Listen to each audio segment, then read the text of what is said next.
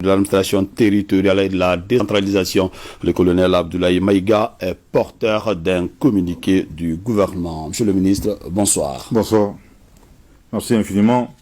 Au nom de nos plus hautes autorités, j'ai l'insigne honneur de donner une lecture du communiqué conjoint numéro 001 du Burkina Faso et de la République du Mali.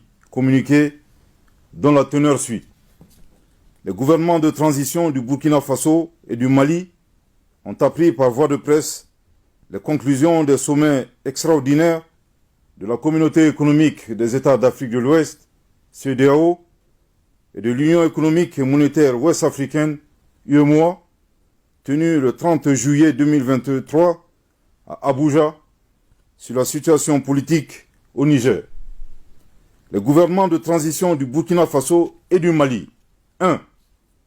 Expriment leur solidarité fraternelle et celle des peuples burkinabés et maliens au peuple frère du Niger, qui a décidé en toute responsabilité de prendre son destin en main et d'assumer devant l'histoire la plénitude de sa souveraineté.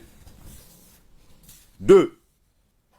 Dénonce la persistance de ces organisations régionales à prendre des sanctions aggravant la souffrance des populations et mettant en péril l'esprit de panafricanisme. 3. Refuse d'appliquer ces sanctions illégales, illégitimes et inhumaines contre le peuple et les autorités nigériennes. 4. Avertissent que toute intervention militaire contre le Niger s'assimilerait à une déclaration de guerre contre le Burkina Faso et le Mali. Je répète. 4. Avertissent que toute intervention militaire contre le Niger s'assimilerait à une déclaration de guerre contre le Burkina Faso et le Mali. Je répète pour une dernière fois. 4. Avertissent que toute intervention militaire contre le Niger s'assimilerait à une déclaration de guerre contre le Burkina Faso et le Mali. 5. Préviennent que toute intervention militaire contre le Niger entraînerait un retrait du Burkina Faso et du Mali de la CEDEAO, ainsi que l'adoption de mesures de légitime défense en soutien aux forces armées et au peuple du Niger. 6.